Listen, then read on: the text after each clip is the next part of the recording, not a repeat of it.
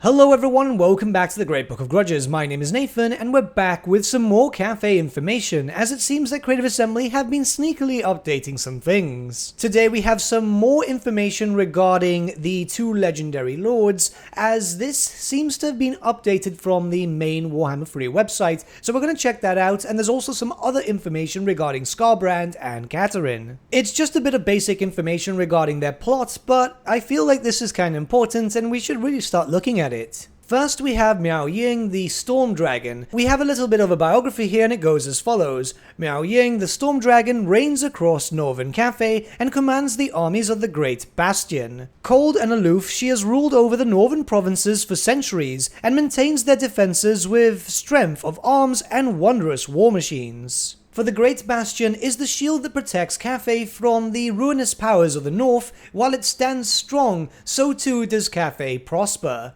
Okay, we've got a few bits of information here, so I'm assuming that she'll be boosting up some ground troops, any melee stuff, and possibly buff up war machines. I mean, if it's stated here in her biography, it kind of leads you to think that, doesn't it? I mean, that's kind of cool. I like the idea of that. She'll be focused on artillery and, I don't know, range or melee, just to defend stuff. So anything to protect war machines and be able to keep firing, that'll be kind of cool, and it fits with the whole aesthetic of defending a great wall, doesn't it? Well, bastion.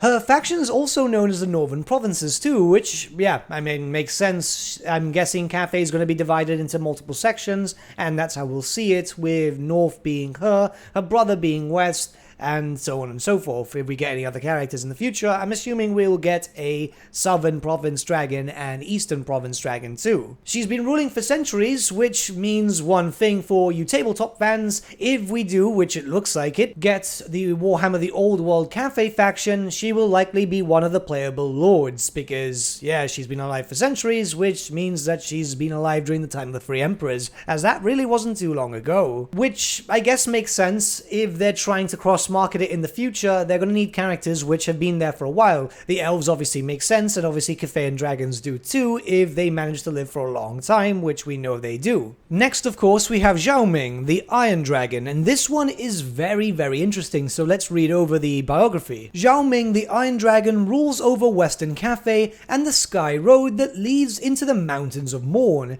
A hardened frontier warrior, he maintains the western edge of the Empire and keeps the desert clans in order. An interest in alchemy has led to the presence of sorcerers cabals Zhao Ming's realm. I'm assuming there's supposed to be a inn. Yet his siblings claim that his proximity to the neighboring lands might have somehow poisoned his mind. Okay, so this is really, really interesting. So it looks like Zhao Ming's siblings, and there's more than just Meow Ying, they're all seeming to be a bit worried about him. And I wonder why. See, there's a few things that kind of strike me out here. Doesn't he look a bit evil, like the face just is a bit different, almost as he's starting to get like corrupted or something? And this is kind of common in Cathayan lore in the older stuff, with obviously the influence of Tzeentch coming in, and this is very, very, very, very common, where loads of diplomats and high-named characters have fallen down to the sway of chaos. The mention of cabals also kind of makes me think that he might be falling to chaos or something, as usually the term cabal is only really used when in referencing to chaos cults. So I don't know, it could be changed, it could be something else. It could be that maybe he feels that he could be leading Cathay better, or that his siblings are weak compared to him. We're gonna have to wait and see, but this is really curious, as obviously this is just showing off the fact that, yeah, something is off with him. And I like this. It falls back to very old Cathayan lore, and I mean, I had this worry originally with Cathay that they were going to make it like a Mary Sue faction where it's only just good guys, and good guys, where we know full well that they suffer from corruption very much like the Empire does, or Bretonnia, or pretty much any other human nation. And yes, he might be a dragon, but keep in mind that even dragons fall to chaos. We've seen that happen many times, and it can keep happening again. I like the idea, and yeah, I mean, this is super cool.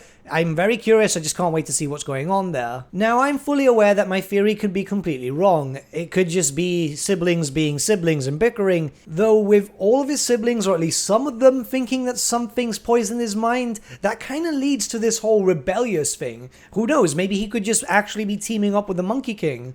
I mean, that'd be kind of cool. The Monkey King trying to spread his influence and eventually try and dispose of the Dragon Emperor? Again, we're only theory crafting here over a paragraph, and it could literally mean anything. Creative Assembly have thrown some curveballs before. But with all that being said, we've got his faction icon down there, just like his sister, and his faction is known as the Western Provinces. No surprises there. A quick note here for those who are fans of Scarbrand, there's a bit of information here. That's all the backstory, which has been covered by pretty much every YouTuber, I believe. But something interesting to note here is that his faction is known as the Exiles of Khorne, which, you know, makes sense because he was banished, yet for some reason he's the faction leader, which again reinforces why he should not be the faction leader for Khorne, or like the main faction for Khorne at the beginning of the game, but yeah, I'm not going to complain anymore. Scarbrand is cool, don't get me wrong, it's just like exile, but yeah. And lastly, Tsarina Catherine has had her faction renamed to the Ice Court. I'm not too sure what it was called back then. My memory's kind of hazy because it's been a long time since I played that battle. But again, Ice Court, not Kislev, which she should be ruling from. So hey, I'm still thinking that there might be a chance for Boris Boker in the future. I know I sound like a broken record, but hey, a guy can dream, right? I mean, her biography says that she rules from the capital city of Kislev, but her faction's not known as Kislev? I don't know. It's just a bit weird. We'll have to wait and see, of course. There's really not a lot of information to go around here, but I thought that this might be interesting for you guys if you don't check out the website. In fact, I'll be very honest with you, I had no idea this existed. A long-time subscriber, Fatia, had to tell me about this, and thank you for that, mate, because I had no idea. I like the curiosity presented with Zhao Ming's story. I'm really curious about this character. I love the way his dragon looks, so I don't know, maybe there's something more to this. I would really like to see. But let me know what you guys think in the comments below. I could just be going insane thinking that there's something when there's not, but I don't know, it sounds like it, doesn't it? But with that, my friends, we've come to the end of our video. Thank you so much for watching. If you did enjoy the video, might I suggest giving the video a like, or even subscribing to the channel, as it really does help us out.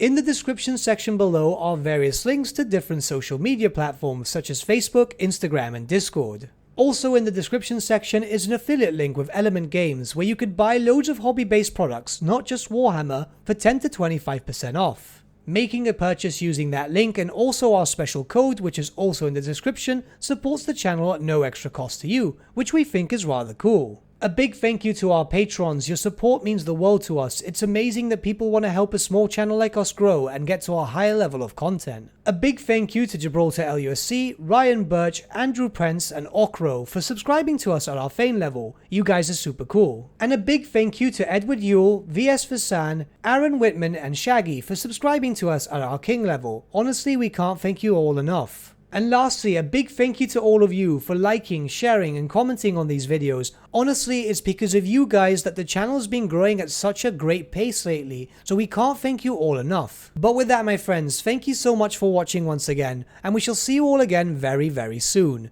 Have a good day.